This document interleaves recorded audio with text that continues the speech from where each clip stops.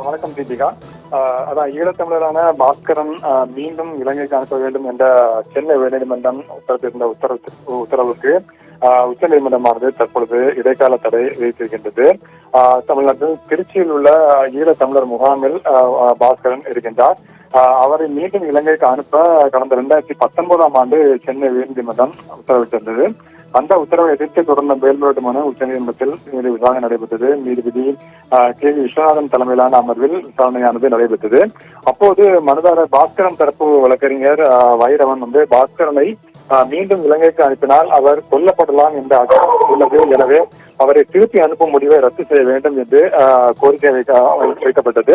அதற்கு நீதிபதிகள் இது கடந்த 2019ஆம் ஆண்டு பிறப்பிக்கப்பட்ட உத்தரவாகும், தற்போது 6 ஆண்டுகள் கடந்த நிலையில் எந்த மாதிரியான அச்சுறுத்தல் அவருக்கு உள்ளது என கேள்வி எழுப்பினார்கள். அதற்கு பதிலளித்த பாஸ்கரன் தரப்பு இலங்கையில் போரின் போது அங்கு வசித்து வந்த தன்னுடைய தந்தை, அண்ணி உள்ளிட்டோர் கொலை செய்யப்பட்டிருப்பதாக தெரிவிக்கப்பட்டது. அதே போன்று தானும் தற்பொழுது இலங்கைக்கு திரும்பினால் தானும் கொல்லப்படலாம் என்ற வாய்ப்பு உள்ளது என்று தெரிவிக்கப்பட்டது. அதே வேளையில் இந்தியாவிலிருந்து வெளியேறும் வகையில் தான் சுவிட்சர்லாந்து நாட்டிற்கு செல்ல விசா கோரி விண்ணப்பம் செய்துள்ளதாகவும் பாஸ்கரன் தரப்பில் நீதிமன்றத்தில் தெரிவிக்கப்பட்டது. எனவே சென்னை உயர்நீதிமன்றம் தன்னை மீண்டும் இலங்கைக்கு அனுப்புமாறு பிறப்பித்த உத்தரவை ரத்து செய்ய வேண்டும் என்று கோரப்பட்டது.